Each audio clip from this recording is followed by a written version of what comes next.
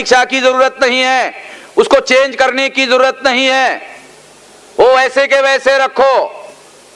बल्कि अगर आप कहोगे उनको कि क्या भाई ये बाबा साहब ने लिखा हुआ संविधान की पूजा करे, आप चाहते हो पूजा करे, अच्छा पूजा करते, लागू करो, नहीं लागू नहीं करेंगे।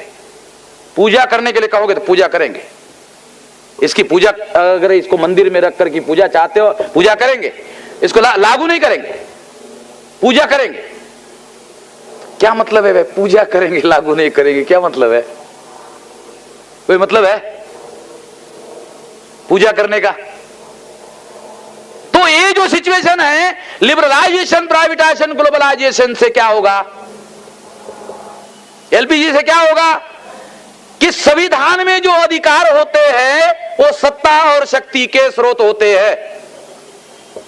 संवैधानिक अधिकार केवल मात्र अधिकार नहीं होते, वो सत्ता और शक्ति के स्रोत होते हैं। 1942 में बाबा साहब अम्बेडकर ने सेकंड इंडिया एक्ट के आधार पर रिजर्वेशन 8% लागू किया। 42 में लागू किया तो 46 में के.आर. नारायणन आईएफएस बने। 42 में लागू किया तो के.आर. नारायणन 46 में आईएफएस बने तो राष्ट्रपति बने। ये है, अगर आप सही समझना चाहते हो ये लिंक करके आप बातों को समझ सकते हो।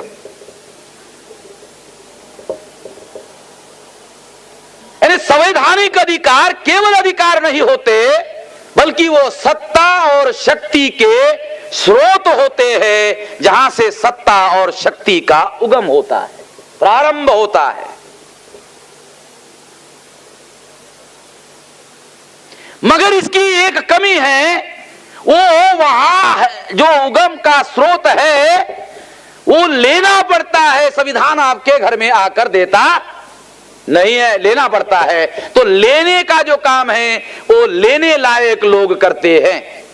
तो आज हमारे अंदर जो लेने लायक लोग पैदा हुए हैं, लिबरलाइजेशन, प्राइवेटाइजेशन, ग्लोबलाइजेशन से लेने लायक लोग खत्म हो जाएंगे। 2020 तक लेने लायक लोग खत्म हो जाएंगे। जब संवैधानिक अधिकार लेने लायक लोग खत्म हो जाएंगे तो संविधान में अधिकार बने रहेंगे, मगर वो लेने लायक कोई रहेगा नहीं, लेने लायक कोई नहीं रहेगा। तो उसमें लिखा रहेगा, क्या लिखा रहेगा कि right to live is a fundamental right. क्या लिखा हुआ है? जीने का अधिकार मूलभूत अधिकार है। किसको बताएंगे? जो भूखमरी से मर रहा है। भाई क्यों मर रहा है यार? तो ये राइट टू लिव संविधान में जीने का मूलभूत अधिकार है, तो क्यों मर रहा भाई? तो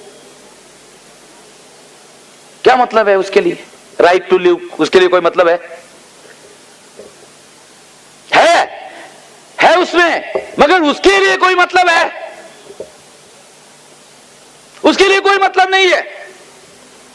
ऐसा है, इसका मतलब यह नहीं कि हमारे देश में कोई अनाज की कमी है। ग्रीन रेवोल्यूशन हो गया, बिजली आ गई, पानी आ गया, डैम आ गया, रासायनिक खाद आ गया, 1 क्विंटल गेहूं के बजाय साला 20 क्विंटल चावल और गेहूं पैदा होना शुरू हो गया। इतना हो गया कि जब मैं हरियाणा और पंजाब में जाता हूं तो वहां के किसान सड़क पर गेहूं रखते हैं। बहल साहब के गांव की तरफ गया तो वो लुधियाना के सड़क पर उधर ही वो गेहूं उन्होंने, पैडी उन्होंने सड़क पर ही रखा। मैंने पूछा क्यों? वो सरकार खरीद नहीं रही है, हमारे घर में जगह नहीं है, हमारे घर में जगह नहीं है और सरकार खरीद नहीं रही है, तो सड़क पर रखने के अलावा हमारे पास में कोई विकल्प है नहीं।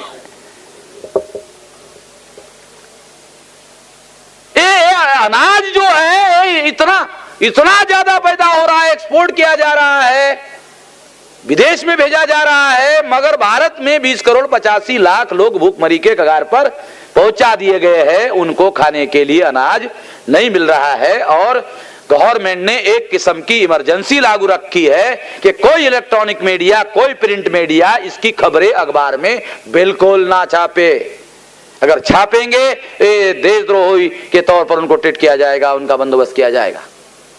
दुनिया वालों को मालूम नहीं होना चाहिए, दुनिया वालों को मालूम नहीं होना चाहिए कि भारत में भूखमरी चल रही है। हमारे विदेश के प्रतिनिधि यहाँ है, उनको लिए एक खास उदाहरण बताता हूं। देखो भारत सरकार, हमारे जो सरकार के वो चलाने वाले लोग कैसे इथोपिया में लोग भूखमरी से मर रहे हैं। भारत सरकार ने निर्णय लिया 20 लाख टन अनाज मुफ्त में इथोपिया को दिया जा रहा है। तो दुनिया वालों ने, साला भारत कितना महान देश है कि दुनिया की प्रजा मरनी नहीं चाहिए, इसके लिए 20 लाख टन अनाज मुफ्त। अरे तो इधर 20 करोड़ 85 लाख लोग भूखमरी से मर रहे हैं। तो दुनिया वालों क्या लगता है कुछ भी बता रहा है मेश्राम। ये भारत इथोपिया के लोगों को मरने नहीं दिया जा रहा है, तो भारत के लोगों को कैसे मरने देगा? ये जो इंफॉर्मेशन इंपीरियलिज्म है, इंफॉर्मेशन पर उन्होंने जो कब्जा कर रखा है, कौन सी सूचना दुनिया को दिया जाए, कौन सी सूचना दुनिया को ना दी जाए।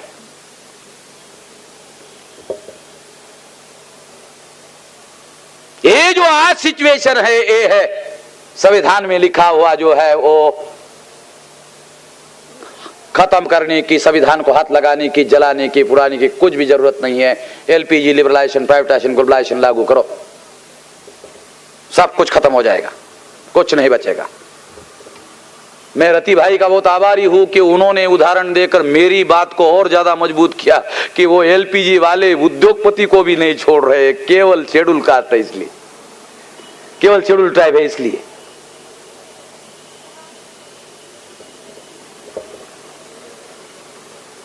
आईपीसीएल में अंबानी ने टेक ओवर किया, चुन चुन कर हमारे SC, schedule caste, schedule tribe के लोगों को आईपीसीएल से उन्होंने निकाल दिया।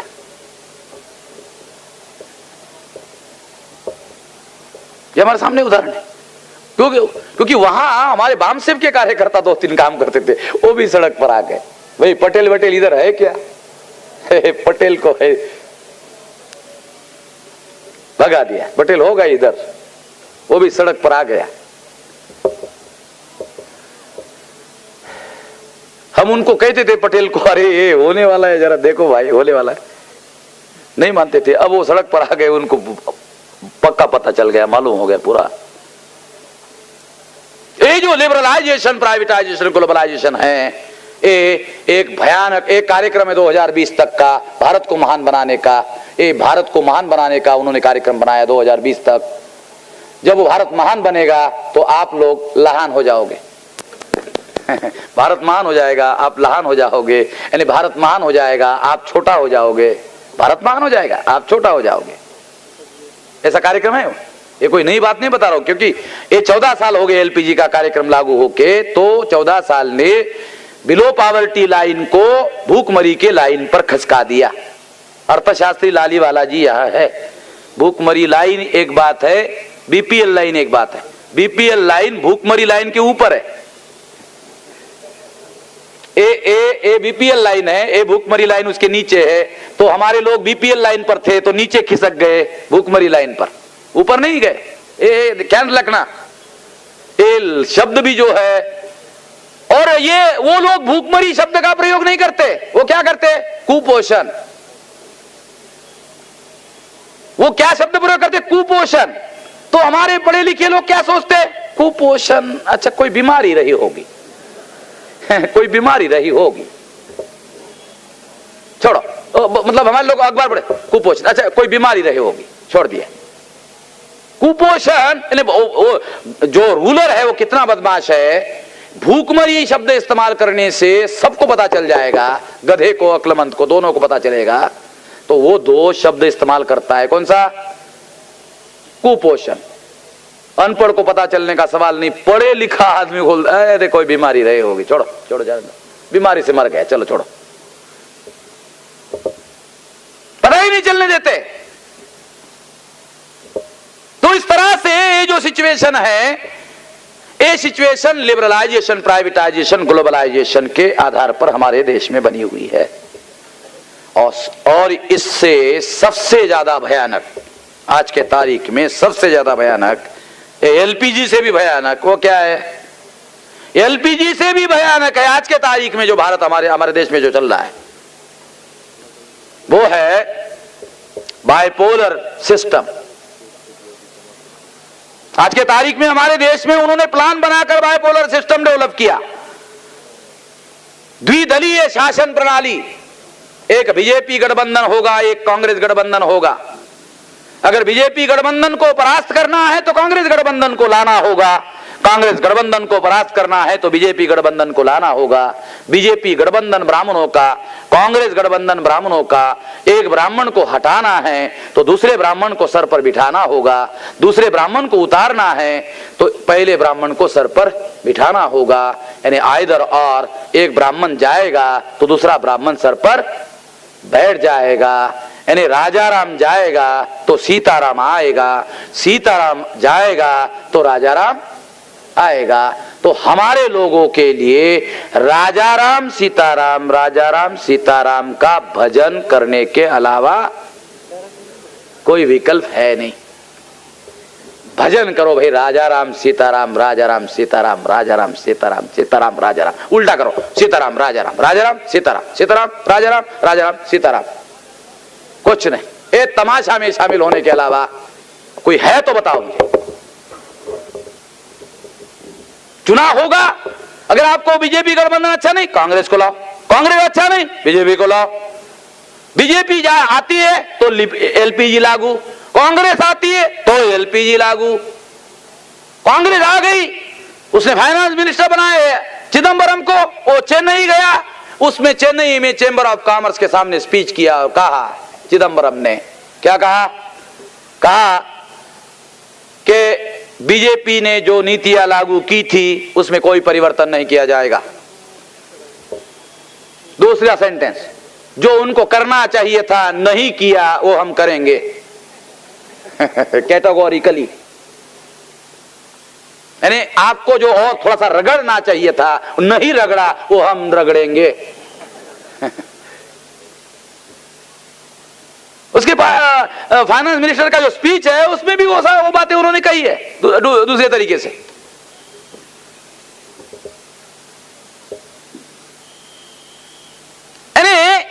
लिबरलाइजेशन, प्राइवेटाइजेशन, ग्लोबलाइजेशन का कार्यक्रम वो लागू कर रहे हैं। और मीरा कुमार जो जगजीवन राम की लड़की है, रामविलास पासवान है, सत्यनारायण जटिया है, ये जो हमारे नेता आज के वर्तमान पीढ़ी के जो नेता लोग हैं, उनको उन्होंने काम पर लगा कर रखा है कि प्राइवेटाइजेशन में रिजर्वेशन मांगो मांगो मांगो मांगो, प्राइवेटाइजेशन में रिजर्वेशन मांगो। वो मांगने के काम में लगा दिया उन्होंने। विरोध करने का काम करने के काम में लगने की बजाय वो मांगने के काम में लगे हुए हैं। ये दावपेच हमारे लोगों को समझ में नहीं आता, हमारे समाज के लोगों को समझ में नहीं आता। वो अपना एलपीजी का कार्यक्रम लागू कर रहे हैं और ये मांगने के काम में लगे हुए हैं। जब हमारे लोग मांगने का, एलपीजी में हमको दो, एलपीजी में हमको दो, भूखमरी में हमारे लोगों को पहुंचाओ मगर उसमें कुछ दो, उसमें कुछ दो, भूखमरी में पहुंचाओ मगर उसमें कुछ दो हमको, ऐसा कार्यक्रम है। तो ये जो हमारे नेता लोग जो है, ये हमारी ये सिचुएशन है। उदाहरण के लिए मैं आपको ये बताऊं कि लोगों ने पासवान जी को संसद में भेजा, फिर वो मिनिस्टर बने, तो वो लोगों में आकर भाषण करते हैं कि प्राइवेटाइजेशन में रिजर्वेशन होना चाहिए। जब वो पार्लियामेंट में जाते हैं चुप, जब पार्लियामेंट में जाते हैं चुप हो जाते हैं, जब कैबिनेट की मीटिंग होती है चुप हो जाते हैं, जहां बोलना चाहिए वहां चुप हो जाते हैं, जहां नहीं बोलना चाहिए वह बोलते हैं।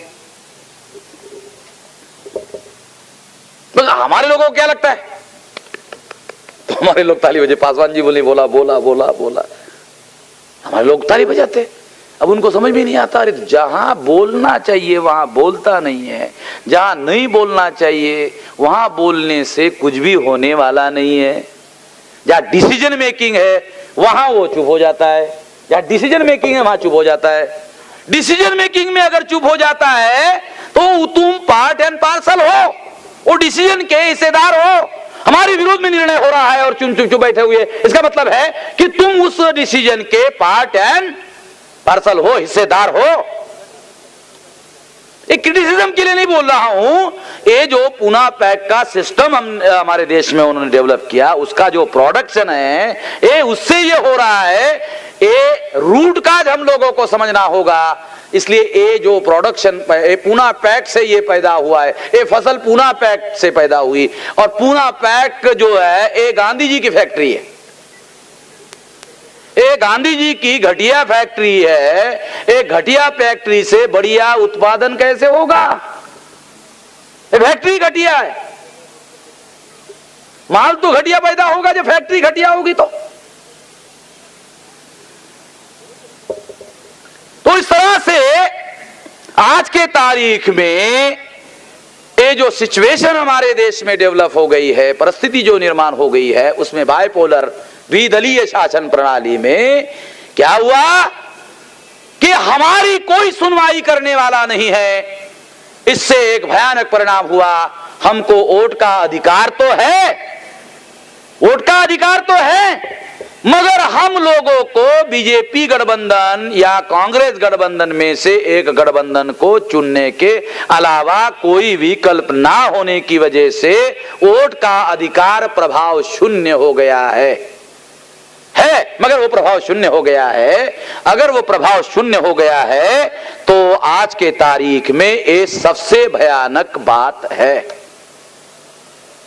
अब ऐसी सिचुएशन में आप लोग सोचते होंगे कि सारा मामला है निराशा का है, कुछ भी होने वाला नहीं है, तो फिर अधिवेशन काहे के लिए? ये आप लोग सोचते होंगे सारा कुछ होने वाला ही नहीं, ये सब ऐसा अगर है तो फिर ये अधिवेशन काहे के लिए है, ये आप लोग सोचते होंगे। इसीलिए बता रहा हूं ये सब इतना दुखी करने वाला जो मामला मैं आपको समझा रहा हूं, बता रहा हूं, ये सब कुछ अभी पूरी तरह से खत्म नहीं हुआ है, पूरी तरह से मामला पूरा खत्म नहीं हुआ है। अभी 2010 तक समय है, इस परिस्थिति को उल्टा करने की समय अभी है। और उसका विकल्प है कि अगर हम लोग राष्ट्रव्यापी आंदोलन खड़ा करने में कामयाब होते हैं तो सारी परिस्थिति जो है हम लोग बदल सकते हैं, परिवर्तित कर सकते हैं। एकमात्र विकल्प है, एकमात्र अल्टरनेटिव है कि राष्ट्रव्यापी आंदोलन खड़ा करना होगा। इसलिए हमने निर्णय लिया कि 2006 दिसंबर तक 550 जिलों में 5000 तहसीलों में संगठन का जाल हो। तो आज 460 जिलों में पहुंच गया, 2000 तहसीलों में पहुंच गया। ये 2006 दिसंबर तक 550 जिलों में 5000 तहसीलों में पहुंच जाएगा। ये बामसेव का नेटवर्क पहुंच जाएगा। उसके बाद स्टूडेंट, यूथ, लेडीज, ये जो फ्रंटल ऑर्गेनाइजेशन है, इसको भी हमने इस साल निर्णय किया कि 2006 दिसंबर तक स्टूडेंट, यूथ और लेडीज फ्रंट जो है, ये जो संघर्ष करने वाला, एजुटेशन करने वाला फ्रंट जो है, 2000 दिसंबर तक ये रेडी हो जाएगा। और 2007 से लेकर 2009 तक हमारी कोशिश रहेगी कि ये आंदोलन जो है आगे बढ़े और ये मास आंदोलन में परिवर्तित हो जाए। 2009 तक योजना ये है कि 15 करोड़ लोगों को मोबिलाइज किया जाए। इसलिए यहां हमने क्राउड को नहीं बुलाया, यहां क्राउड के नेता पैदा करने का ये फैक्ट्री है। क्राउड तो जो लीडर होते हैं तो फिर वो उसके फॉलोअर होते हैं। Where there is a leader there is a follower, where there is no leader there is no follower. जिसके अनुयायी नहीं होते हैं वो नेता नहीं होता। नेता वही होता है जिसके अनुयायी होते हैं। बेसिक फंडामेंटल जो है यहाँ हम लोग जो है ये रिप्रेजेंटेटिव्स ये तैयार कर रहे हैं। और जो रिप्रेजेंटेटिव का मतलब होता है कि वो समाज को ऑन बिहाफ ऑफ समाज की तरफ से वो यहाँ है। तो ये हम लोग रिप्रेजेंटेटिव तैयार कर रहे हैं। तो ये 2009 तक 15 करोड़ लोगों को मोबिलाइज करने का और राष्ट्रव्यापी आंदोलन में परिवर्तित करने का एक कार्यक्रम है। तो ये जो अधिवेशन है, ये अधिवेशन सिंपली अधिवेशन लेने का, साल में जैसे हमारे पहले लोग भोले शंकर की यात्रा को जाते थे तो उसी तरह से चलो भाई साल में साला शंकर की यात्रा, महादेव की यात्रा को चले जाए। ये यात्रा का मामला नहीं है। भोले शंकर की यात्रा को वो महाराष्ट्र में हमारे लोग जो है वो कंधे पर खारिया डाल करके फिर वो जाते थे और उनके रिश्तेदार ये मानकर उनकी तेरही करते थे कि अब ये गया, अब वापस आने वाला नहीं है। पहले ही खाते थे। लोगों में रिवाज क्या है कि आदमी मरने के बाद 13 दिन का वो खाना खिलाते हैं, मगर वो महादेव की यात्रा ऐसी भयानक होती थी कि अब गया तो लोग गया अब नहीं आने वाला, तो पहले जो उसकी तरह ही खाते थे। फिर वो उसको जाओ भाई अभी जा। ये कोई भोले शंकर की यात्रा नहीं है। एक अधिवेशन जो है ये टारगेट ओरिएंटेड, ये हमारे सामने कोई ऑब्जेक्टिव है, उसको पूरा करने के लिए एक रणनीतिक प्लान मैनर में ये सारा काम चल रहा है। और एकमात्र हमारे महापुरुषों के आंदोलनों के द्वारा पैदा हुआ जो बुद्धिजीवी वर्ग है उसके माध्यम से हमने कैडर बेस ऑर्गेनाइजेशन बनाया है। ये एकमात्र ऑर्गेनाइजेशन है कैडर बेस। अपने सोसाइटी में, हमारे सोसाइटी में मूल निवासियों में एकमात्र ऑर्गेनाइजेशन है जो कैडर बेस है। ऑर्गेनाइजेशन बहुत सारे हैं मगर कैडर बेस नहीं है। एकमात्र ऑर्गेनाइजेशन है जो हमारे अपने मूल निवासियों में एक कैडर बेस ऑर्गेनाइजेशन है। तो इसलिए ये राष्ट्रव्यापी आंदोलन जो है, ये राष्ट्रव्यापी आंदोलन खड़ा करने का कार्यक्रम है। अधिवेशन लेना, ये अधिवेशन लेना उद्देश्य नहीं है, राष्ट्रव्यापी आंदोलन खड़ा करना उद्देश्य है। अब हमारा यकीन हो गया है, अब हमारा यकीन हो गया है, विश्वास हो गया है कि सफलता और हमारे बीच में केवल समय है, बिल्कुल कुछ नहीं है।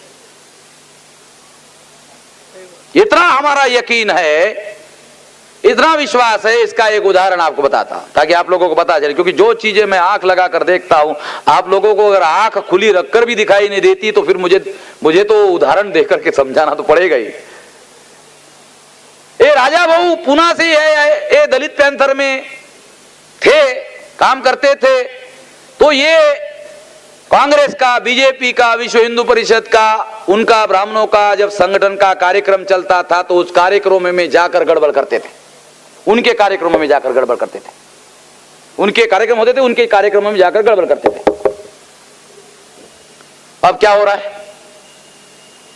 अब मेरा कार्यक्रम सांगली मिरज में लगा, अब वो बीजेपी, शिवसेना, विश्व हिंदू परिषद के लोग मेरे कार्यक्रम में आते हैं और मेरे कार्यक्रम में आकर मेरे कार्यक्रम में गड़बड़ करते हैं। उल्टा हो गया, उल्टा। ये उदाहरण के लिए आपको बता रहा हूं, सिचुएशन में देखो क्या बदल हो गया। हमारे लोग उनके कार्यक्रम में जाकर गड़बड़ करते थे, अब वो हमारे कार्यक्रमों में आकर गड़बड़ करते हैं, रुकावट डालते हैं। हम उनको कहते हैं भाई हम तो कॉन्स्टिट्यूशन में जो फंडामेंटल राइट है उसके दायरे में रहकर हम अपना काम चलाएंगे, कानून हाथ में लेकर काम नहीं करेंगे, कानून के दायरे में रहकर अपना काम करेंगे और काम को आगे बढ़ाएंगे। ये उदाहरण के लिए बता रहा हूं मैं आपको। दोनों उदाहरण हमारे सामने है कि हमारे लोग उनके कार्यक्रमों में जाकर गड़बड़ करते थे, अब वो लोग हमारे कार्यक्रमों में आकर गड़बड़ करते हैं। इसका मतलब है उनको लग रहा है कि इनको रोकना होगा, अगर रोकेंगे नहीं तो ये मार्च ऑन, ये आगे बढ़ने का इनका जो कार्यक्रम है, इसको राजकोट में उन्होंने मेरे खिलाफ में कुछ और बहुत सारी बातें करने की कोशिश की। अखबारों में मेरे खिलाफ में 15 दिन तक कैंपेन चलाया, 15 दिन तक। मुझे भी लगा साला मैं महान हो गया, मैं साला इतना छोटा आदमी, मैं कब से महान हो गया साला मुझे ही मालूम नहीं। मेरे खिलाफ में साला 15 दिन तक कैंपेन चलाया जा रहा, तो मुझे ही मालूम नहीं कि मैं महान हो गया।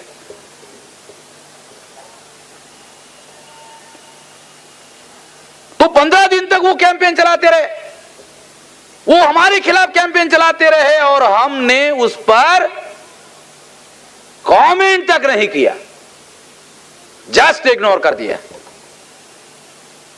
तो राजकोट में कुछ लोगों ने मुझे पूछा कुछ करना चाहिए। हमारे मुस्लिम समाज के जो साथी हमारे लोग थे कि वो उन्होंने कहा कि आप थोड़ा कहो तो फिर हम लोग करते हैं। अरे तो इसी की वजह से तो पिटाई होती है भाई, ये तरीके से काम नहीं होगा, ये तरीके से ही इसका इलाज किया जा सकता है। तो मैंने कहा मेरा तरीका है, मेरे साथ चलना तो मेरे तरीके से चलना होगा। मेरा तरीका क्या है? मैंने उदाहरण बताया कि भाई जब हाथी चलता है तो बहुत लोगों ने देखा होगा, कुत्ते भौंकते रहते हैं, भौंकते रहते हैं, भौंकते रहते हैं, भौंकते रहते हैं। हाथी चलते रहता है, चलते रहता है, चलते रहता है, कुत्ते भौंकते रहते हैं, भौंकते रहते हैं। वो नजदीक जाते फिर पीछे आते, नजदीक जाते फिर पीछे आते। देखा हुआ है, सब चित्र देखा हुआ है। हाथी चलता रहता है, कुत्ते भौंकते रहते हैं। कभी आपने देखा कि हाथी पीछे मुड़कर देखता है? देखा? कभी सुना? पीछे भी नहीं देखता। हाथी का गुण होना जरूरी है। हाथी का गुण होना जरूरी है। कुत्ते भौंकते रहेंगे, जब इतना बड़ा हाथी होगा तो वाला किसी न किसी को एलर्जी, किसी न किसी को जलन, कुछ न कुछ तो जरूर होगा। ये होगा। इसलिए जिनको हमारे साथ काम करना है, मैंने कहा भाई ये उदाहरण ध्यान में रखो, पेशेंस रखो, धीरज रखो। बड़ा काम करना है तो धीरज रखो, पेशेंस रखो। जो लोग बड़ा काम करना चाहते हैं उनके लिए पेशेंस और धीरज रखना बहुत जरूरी है। Patience is a better but it's fruit is very sweet. अंग्रेजी में एक कहावत है, अंग्रेजी तो मुझे बिल्कुल आती नहीं है, जो काम की बातें है उतनी मैं याद करता हूं, रट लगा लेता हूं। बहल साहब के साथ में रहते रहते थोड़ा सा उनके मुंह से सुनते सुनते याद कर लेता हूं। लालीवाला जी के साथ में रहते रहते भी थोड़ी अंग्रेजी हमारी सुधर रही है। तो इस तरह से ये जो आंदोलन है आज के तारीख में, ये उदाहरण के लिए मैंने आपको ये बताया कि ये सिचुएशन अब उल्टी दिशा में बह रही है और ये परिस्थिति आने वाले समय में बहुत तेजी से, बहुत ज्यादा तेजी से आगे बढ़ रही है। इसका जो अंडर करंट्स है, जो अंत प्रवाह है, ये जानने और समझने वाले लोग ही इसको पकड़ सकते हैं। तो इसलिए साथियों, जो हमारा दुश्मन है बहुत ज्यादा चालाक है, बहुत ज्यादा होशियार है और वो सामने आता नहीं है, वो हमारे लोगों को सामने हमारे से करता है। याद रखना कि अपनों से कभी लड़ना नहीं है। याद रखना कि अपनों से कभी लड़ना नहीं है। अगर आपका कोई भाई आपसे लड़ना चाहता हो, अगर आपका कोई भाई आपसे लड़ना चाहता हो और आप लड़ना नहीं चाहते हो तो लड़ाई नहीं हो सकती। तरीका बता रहा हूं। अगर लड़ाई आप करना नहीं चाहते हो, अगर दुश्मन से ही लड़ना चाहते हो और केवल दुश्मन से लड़ना चाहते हो तो तरीका बता रहा हूं, बहुत सीधा तरीका है कि अगर आप अपनों से लड़ना नहीं चाहते हो तो जो आपका भाई आपसे लड़ना चाहता है, तो लड़ाई के लिए दो लोगों की जरूरत होती है। दोनों लड़ाई के लिए तैयार हो तो लड़ाई होती है। अगर दोनों में से एक आदमी लड़ाई के लिए तैयार नहीं है तो लड़ाई बिल्कुल नहीं हो सकती।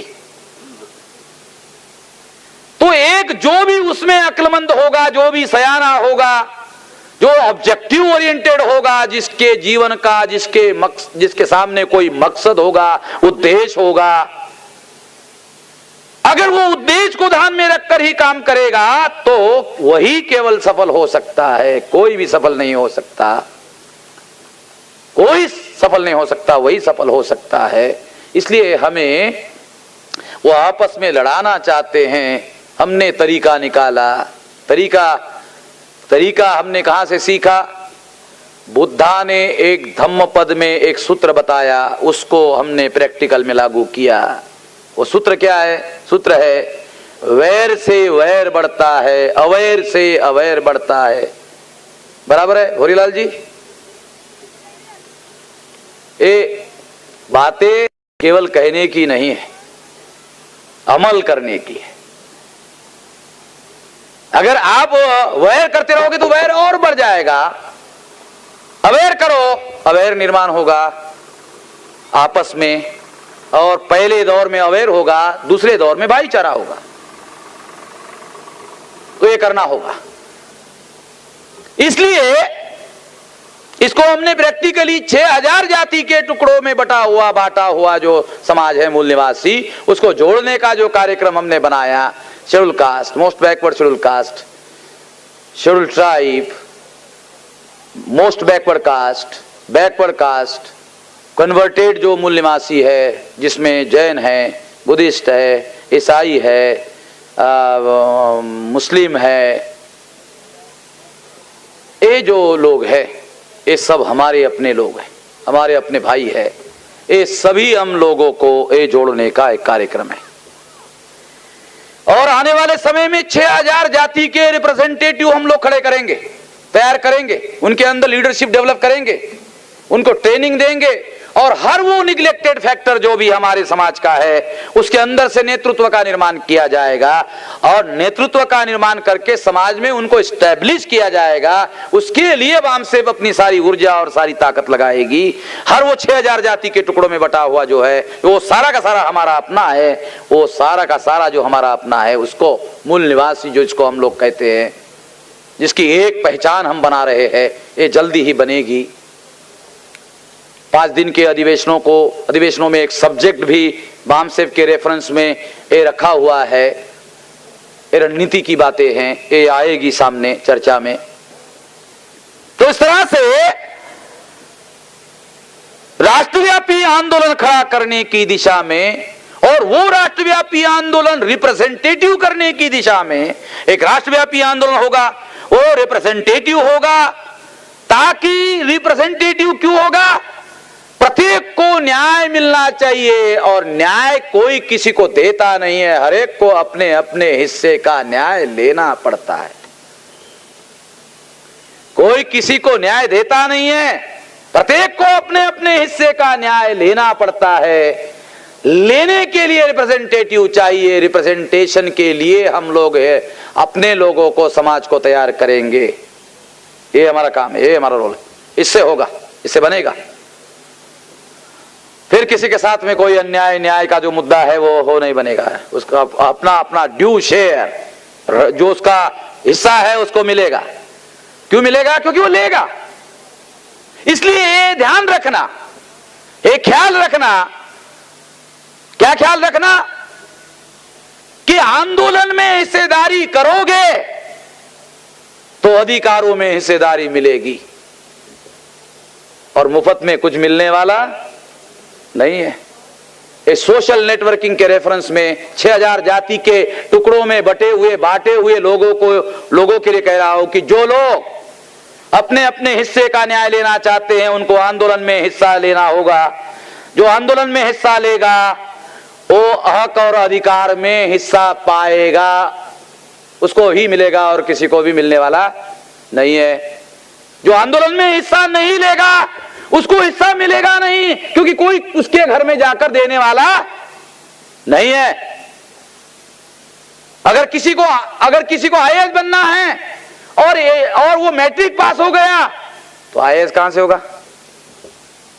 आईपीएस कहां से होगा? आईआरएस कहां से होगा? ग्रेजुएट होगा तब आईएएस होगा, आईपीएस होगा, आईआरएस होगा। मिनिमम क्वालिफिकेशन ग्रेजुएट होगा तो होगा। और ये सारी बात समझ पर निर्भर करती है और ये समझ आंदोलन में निर्माण होती है। आंदोलन में हिस्सेदारी इसलिए जरूरी है। हम प्लान मैनर में काम करेंगे कि 6000 जाति के टुकड़ों में बांटे हुए लोगों को आंदोलन का हिस्सा बनाया जाए। कॉन्शियसली प्लान बनाकर 2 साल लेट हो जाएगा, 4 साल लेट हो जाएगा, कोई बात नहीं। लेट हमारे लिए समस्या नहीं है। इसलिए साथियों ये जो अधिवेशन है, ये अधिवेशन को हमारे सारे लोगों को इस लाइट में लेना होगा, इस संदर्भ में लेना होगा। 1 करोड़ रुपए खर्चे करने का मामला है। बहुत सारे लोग आपको ये भी कहेंगे कि आप वेस्ट ऑफ मनी करते हो, तो लोगों को जवाब दो, ये वेस्ट ऑफ मनी नहीं है, ये इन्वेस्ट ऑफ मनी है।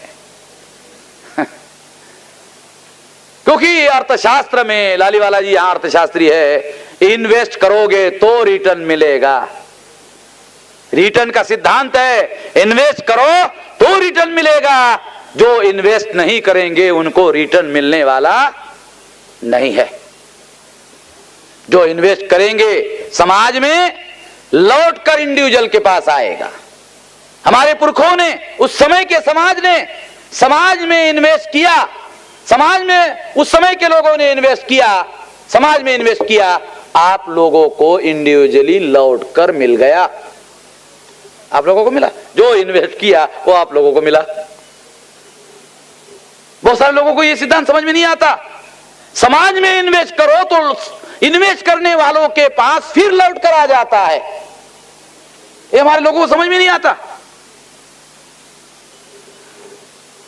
तो इसलिए ये सोच है, ये विचार है, ये आइडिया है, ये धारणा है जो हमें अपने समाज में पैदा करनी होगी। ये धारणा ही ये बहुत बड़ा क्रांति करेगी।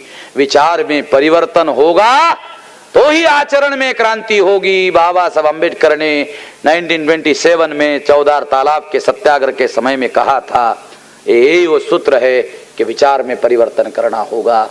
इससे जन आंदोलन खड़ा होगा। ये जन आंदोलन से ही हमारा मूलभूत मसला, और मूलभूत मसला क्या है? मूलभूत मसला क्या है? मूलभूत मसला है हमारी गुलामी। मूलभूत समस्या क्या है? हमारी गुलामी। इसलिए लड़ाई क्या करनी होगी? आजादी की लड़ाई लड़नी होगी, आजादी की जंग लड़नी होगी। ये आजादी की जंग लड़ने के लिए ये हमारे लोगों को हम तैयार करना चाहते, इसलिए अधिवेशन है। ये अधिवेशन जस्ट ये मनोरंजन का मामला नहीं है। मनोरंजन 9 बजे के 10:30 बजे के बाद जरूर होगा।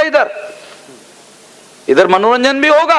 ये स्टेज इसलिए लंबा चौड़ा हमने बनाया, होगा इधर मनोरंजन, क्योंकि 9 बजे से लेकर 9 बजे तक जो बौद्धिक होगा तो इधर थोड़ा सा बहुत ज्यादा टेंशन हो सकता है आप लोगों को, इसलिए थोड़ा मनोरंजन भी होगा, ताकि बहुत ज्यादा 5 दिन मतलब कहीं ऐसा ना हो। क्योंकि पिछले साल बॉम्बे में एक आदमी पागल हो गया था। डॉक्टर काले है, साइकेट्रिक के एक्सपर्ट है, तो उनको हमने भेजा तब ताकि थोड़ा वो, क्योंकि इधर जो ये बौद्धिक होता है ये इससे वो उसको बहुत ज्यादा ये हो गया वो, तो इसलिए मनोरंजन थोड़ा इधर जरूरी है। मनोरंजन होगा, मगर ये अधिवेशन मनोरंजन के लिए नहीं है।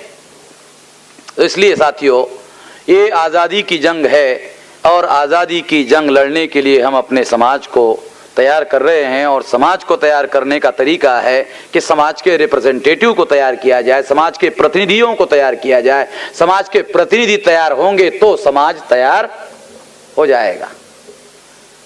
इसलिए आप लोग इन सारी बातों को ध्यान में रख करके, जो बातें आप लोगों को बताई जा रही है वो सिंपली बताने के लिए नहीं है, ये वापस जाकर लौट कर अपने समाज में ये लोगों को बतानी है, लोगों को समझानी है, उस पर लोगों की राय बनानी है। राय जिनकी एक बनेगी उसका एक आंदोलन होगा, जिसकी एक राय नहीं बनेगी उसका एक आंदोलन नहीं हो सकता है। इसलिए ये बात आप लोग ध्यान रखेंगे और इन सारी बातों को चिंतन करेंगे, मनन करेंगे और उस पर अमल करने का काम करेंगे। आपने मेरी बात ध्यान से सुनी, इसके लिए आभार, धन्यवाद।